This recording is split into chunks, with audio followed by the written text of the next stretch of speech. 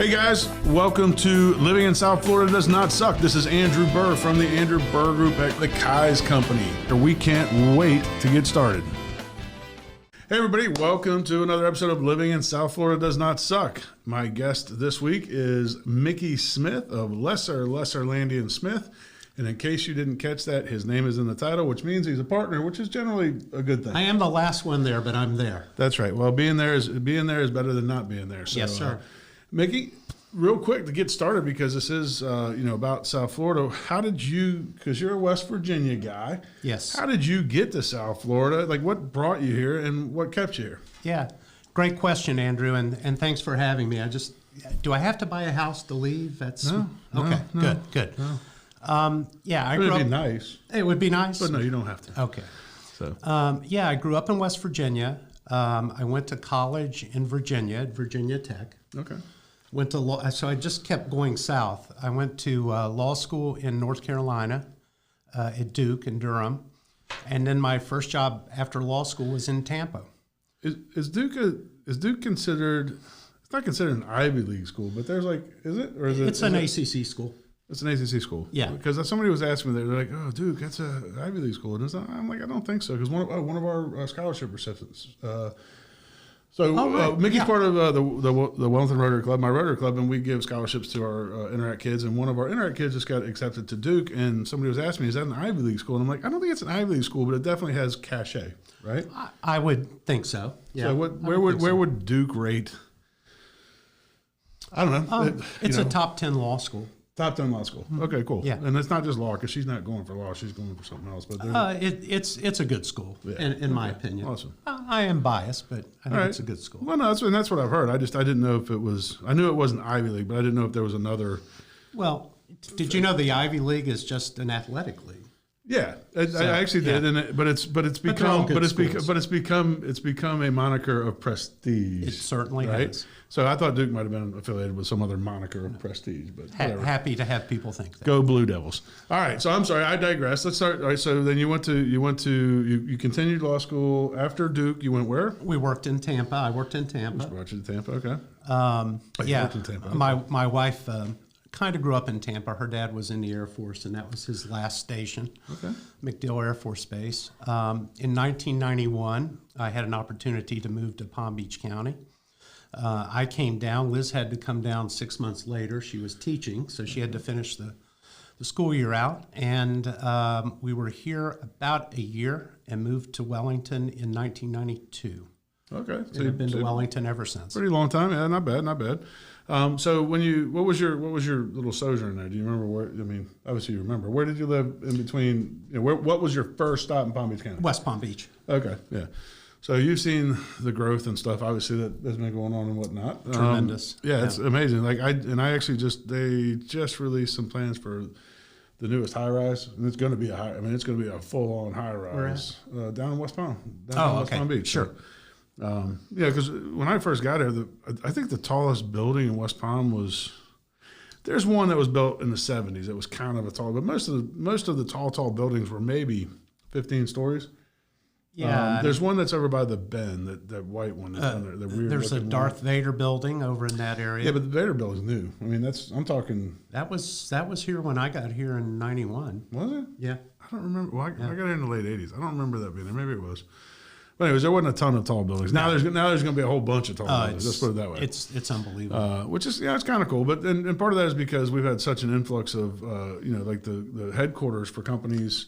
Yeah, like hedge funds. Oh yeah, a lot of financial. Which is good for the economy down here, and I'm not complaining about that. But it's just more people. I think it's great. Now a lot of high paying jobs. Yeah, I mean it's becoming, and South Florida has always had a connection with New York City, right? Sure, inevitable.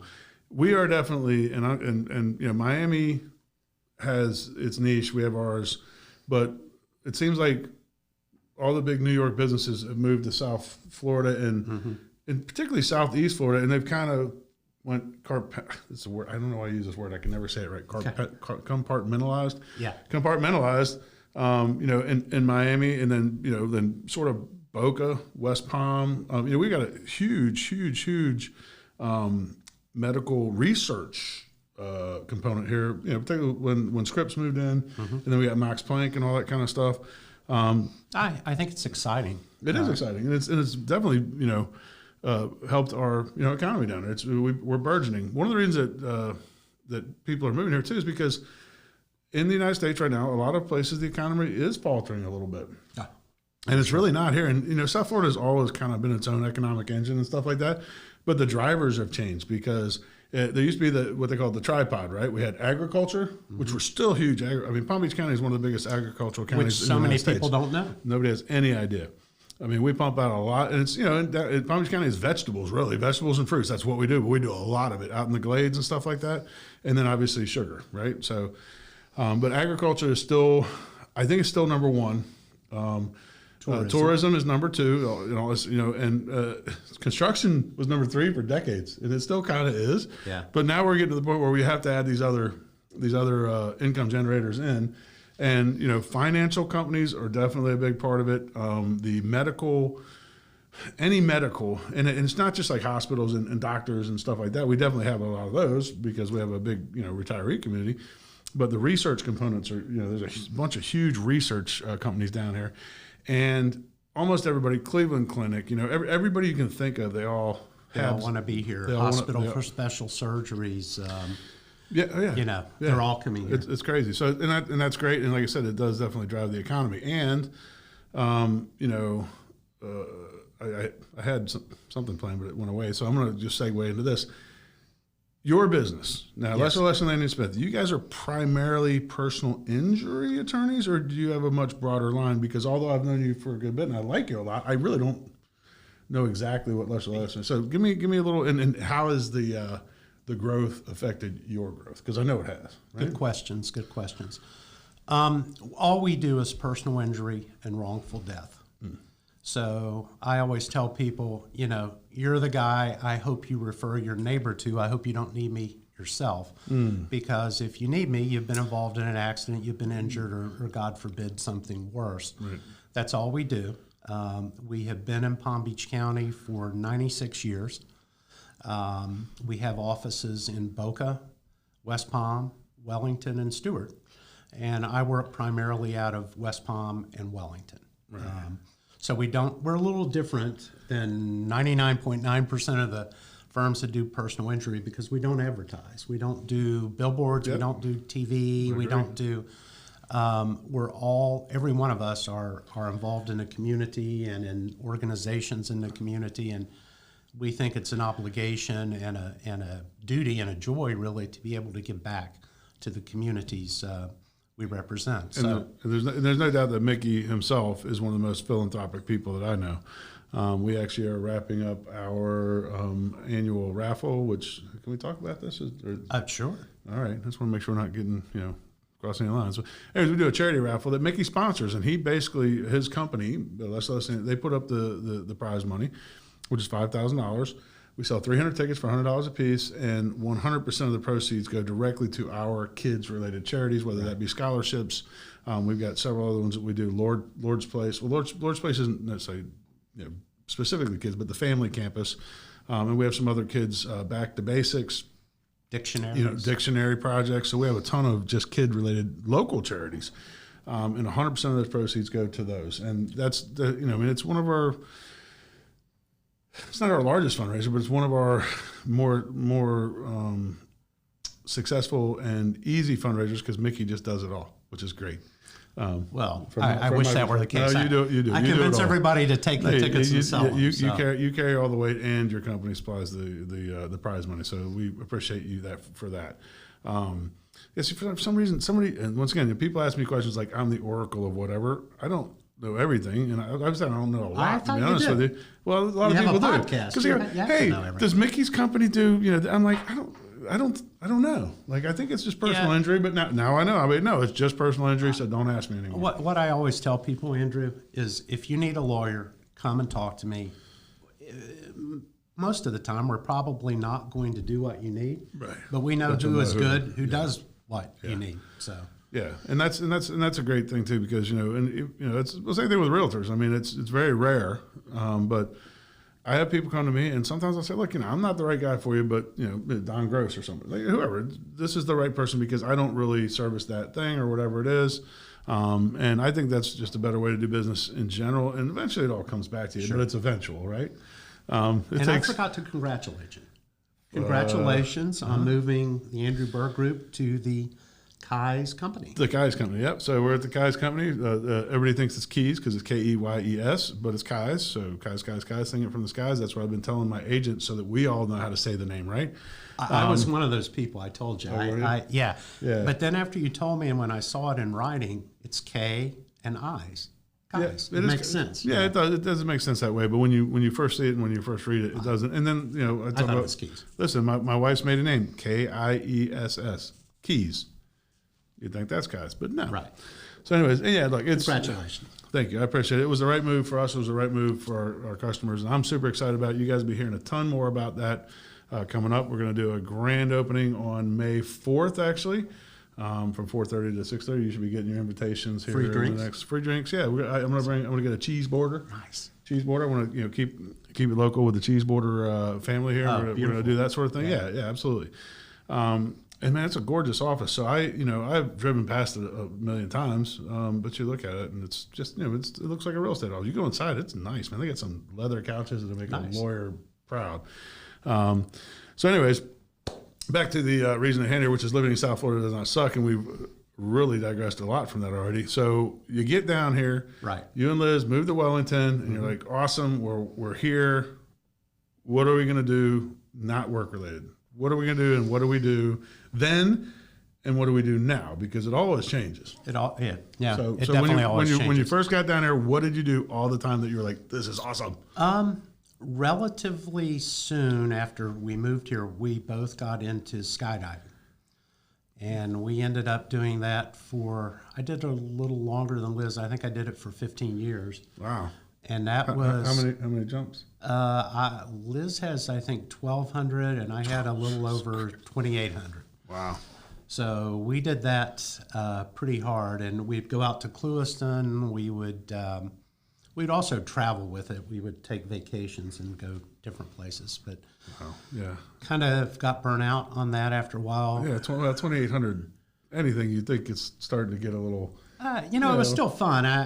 Now I look on Facebook and now with the high quality video I see so you can do it people doing it vicariously. So my wife makes me want to go back. Listen, Amy really, really wants to jump out of an airplane. I'm like, there's no freaking way. I mean, they tried to get me to do that when I was going to wrap around a really big subject really quick. I was in the military, and I'm at the Pentagon, which is the only place I ever worked. And these guys come in, and they're like, and they're like, you should join the Green Berets or whatever the hell it was. And I'm like, aren't you guys that jump out of airplanes? Like, yeah, it's the best thing in the world. I'm like, hell no, right?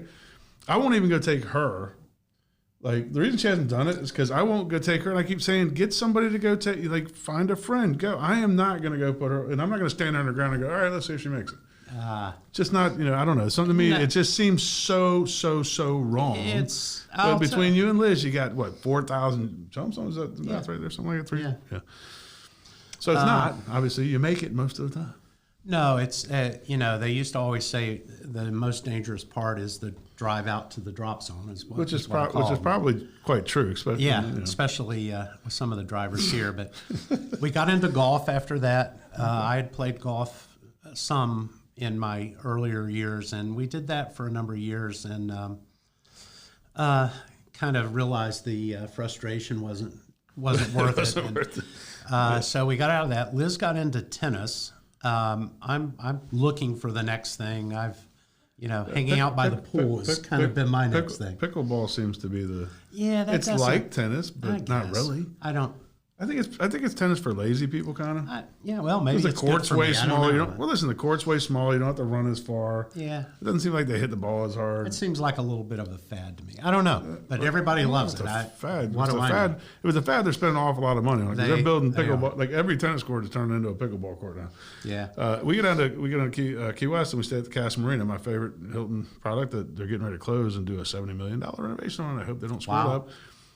But I get free rooms all the time. So sometimes the free rooms are whatever is available. So it turns out they either upgrade us to oceanfront suites or we get these suites in the back of the room. They're still suites, but they look at basically where all the tennis courts are. Okay. And they look kind of like at the the beach and stuff over on that side in the dog park. But now nobody plays tennis. They're all out there playing pickleball. It's amazing Yeah, they're to me. converting so many of the tennis courts to pickleball. But Yeah, so I mean, it's but like I said, it just seems like because I'll sit out there because I have nothing else to do while I'm waiting for my wife to get ready, so we can go out and do whatever, and I'll look and I'll be like, it looks like tennis, but they're not running as hard, they're not running as far, they're hitting the ball to each other instead of trying to all that. think that's you don't hear the design, grunts. but- You don't hear the grunts. All right, so pickleball is not going to be for you. What about fishing? Do you fish at all? never have, and I can tell you I never will. Really? Yeah, just that's just not my cup of tea. Okay. I've been, No, but that's fine. it's not. It's not your, a big fish. That's fine.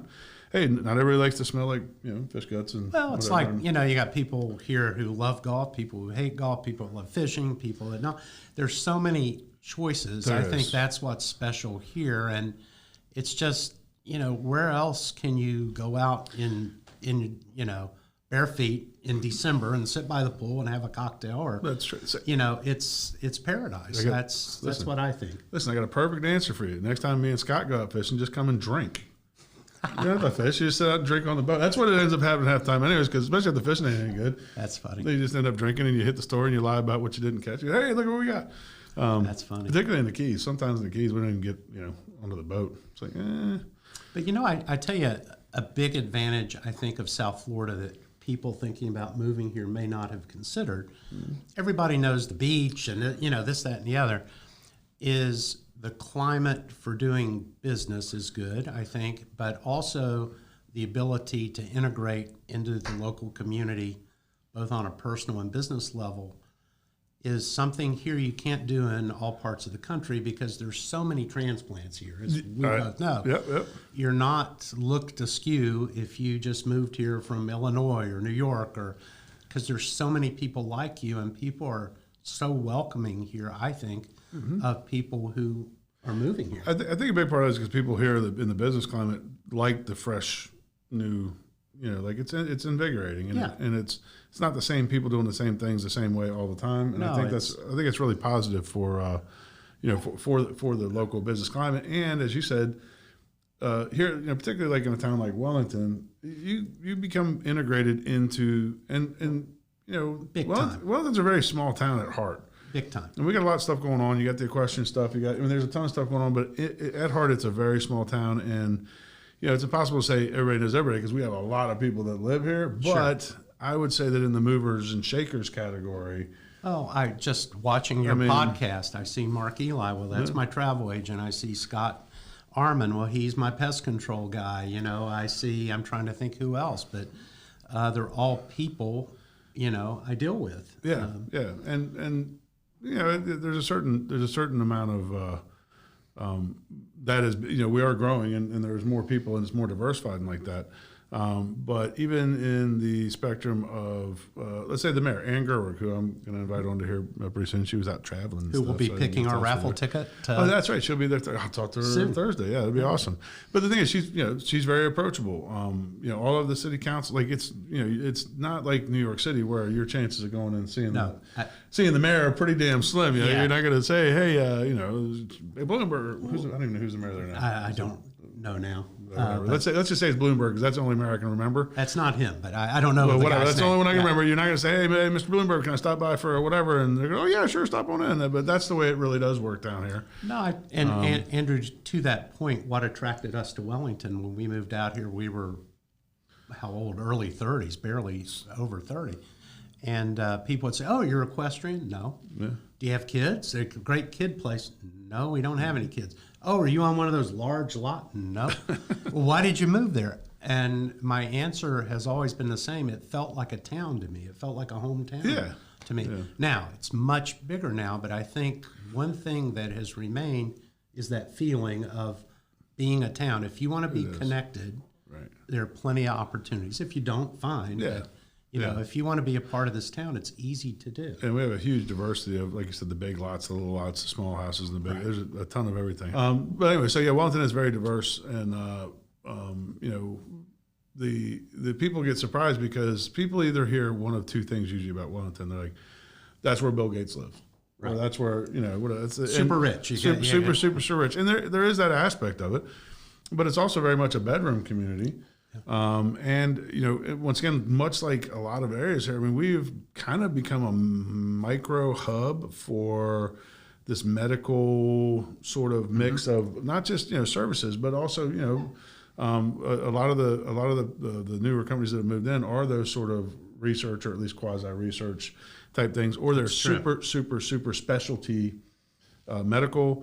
I know we were one of the first communities in South Florida, I believe. I think Miami got one, and then we got that Da Vinci. Yeah, the robotic thing for the surgery and stuff, and just amazing. We have like two of the leading robotic surgeons, I guess. I don't know if it's in the United States, but they're top guys in their field. That are here, and it's more so than a community this size you would think. That's right, because and the thing is, that's the other thing that people when they come to South Florida, I'll have customer come get off a plane. They're like, yeah, we've heard about Boca, whatever. We've heard about Boca. We want to go to Boca. So we leave the West Palm Beach airport, and that's for those of you that have enough money that I'm actually going to come pick you up and whatever. But the bottom line is that leave the West Palm airport, and then we start driving to Boca, and they're like, oh, is this Boca? I'm like, no, this is West Palm. And then we're driving. This is Boynton. This is. And they're like, right. And then we get to Boca, and I'm like, okay, we're in Boca, and they're like, what changed? Right. Like, was it? And it's the really kind of weird. Well, the price tag definitely changed. And listen, there are some geographical features that you're going to find in Boca that you're not going to find, in Boynton or whatever. But that's because Boca Raton had a man named Addison Meisner, who back in the Flagler days said, well, I can't be Flagler. I can't do West Palm, but I'm going to do the next best thing, which is I'm going to move down the road a little bit, and I'm going to make my little. And it's I'm not saying that's exactly how it worked, but that's what I heard. But Meisner made, in downtown Boca is very Spanish Main, there's a look to it, right? But in general terms, you can almost start in Miami and go all the way up the coast to pretty much now up into St. Lucie almost, and there's no empty space. There's no massive outside of signs, right? Change in the style. One runs into the other. That's right. The style of construction, because everything kind of got built sort of the same. Like some places got built west earlier. Wellington way earlier. Wellington used to be considered, when I first lived down here, late '80s and stuff. We lived on the beach. Wellington was like, people were like, where? Yeah. That's out in the sticks. That's out, and it was. I mean, it was surrounded by, cow pasture and armadillo fields. Why would you want to go there? Right. Well, that's it. It was, but once you got out here, it was like okay. And then Royal Palm was kind of becoming like I don't know how the separation occurred. Actually, I do know it was political mainly, but Wellington was an HOA and all that, and then Royal Palm was starting to build up. But in general terms, you didn't come out here. You're like, what the hell? And it wasn't easy to get out here either. Yeah. I mean, you could, but you couldn't get out here all the ways that you could or you can now. I mean, you basically had to find, and you had to have somebody that gave you good directions too. Yeah. Well, what I like is I would not want to live in Miami by any means, but it's accessible. So, for example, we're Miami Dolphin fans. We go to the games and season ticket holders. Drive down, drive back. I wouldn't want to live there, but we have access to everything there and get to live in a smaller community. Right. And listen, you're more than just Miami Dolphin fans and season ticket holders. Now, you guys go out there. Is it every game or is it just often where you go out there and you unroll the flag? Usually they'll let you do that, say, once a year. Is that what it is? So, yeah we it just seems like I always see, like you're always down there for, like the average fan's going to go down for the game, do their thing. You're always down there for a lot of other different stuff. And you have... Yeah, we go there. Like they'll have... this year we haven't, but they'll have... like a party for the draft. Well, this year we don't even have a first round pick, so it's going to be a short party. But they have events like they have garage sales. We'll go down for training camp and charity things events, stuff like that. Mm-hmm. Okay, cool. Yeah. So that's and that is accessibility to a lot of things is something that comes up often on this too. And not only do we have accessibility to Miami and the Keys, which is where I am a lot of times, but Orlando. Pretty quick. Orlando, if you like cruises. The cruising is, I mean, Mark Eli will be the first one to tell you that, yeah, it doesn't suck to be a cruiser down here in South Florida. And, you do get the access. And it used to be and this was before I actually cruised a lot, which kind of sucks because it used to be that you get a lot of those last minute. Oh, and they would be like really good deals and stuff. I can never do those. Yeah. Well, I could force myself to, but it doesn't matter because they're not around as much anymore because cruising has become so popular that they don't generally have any problem. And if they've got last minute cancellations, I think they're pretty far and few between now. Now the pandemic skewed everything and stuff, but I don't know. I just think they're not giving those super deals because they don't really have to because the boats are usually. Mark Eli, comment below. Correct. Yeah, that's right. Comment below. You let us know. Yeah, we do some polls and stuff. I got to figure. We did one. I got to see how that worked out because we just did that for the first time. What do you mean? We're voting on something? Yeah. So Tiffany. So I had 2 people cancel on me one last time I did this, and so I'm like, Tiffany, and so she graciously stepped in, and we didn't know. We just started chatting, and I just got the things back today. I haven't had a chance to look at them yet, but there's going to be some polls on them, so we'll see how they work. Oh, cool. Chala, who's going to be here in just a minute, can you put a poll up here seeing how many people want to see polls? Perfect. All right. Poll on polls. Polls on polls. Yeah. So Mickey, is there anything that you'd like to tell the average person that might be watching this, thinking about moving to South Florida, about why they should or why they shouldn't? Listen, you'd need another 30 minutes, but I would say why not? There's every reason in the world to move down here, and if you need a realtor, you know who to call. That's what I'm here for. And if you need a personal injury attorney, you definitely know who to call too. And at the end of this, there's going to be a little wrap that's going to give you an opportunity to click a button and go right to his website and learn all you want to learn about Mickey. And yeah, these do go kind of short. I'm actually working right now on doing a little longer format thing, and when I get that figured out, you'll be definitely one of the people I call, and we'll do more. I've said everything I know. I don't have anything else to say. No, you have plenty more. Trust me. We went through, and the funny thing is, people come on there and they think, "Oh, what are we going to say?" And then you're like, "It's over." What? We haven't even got started, right? It's like, so.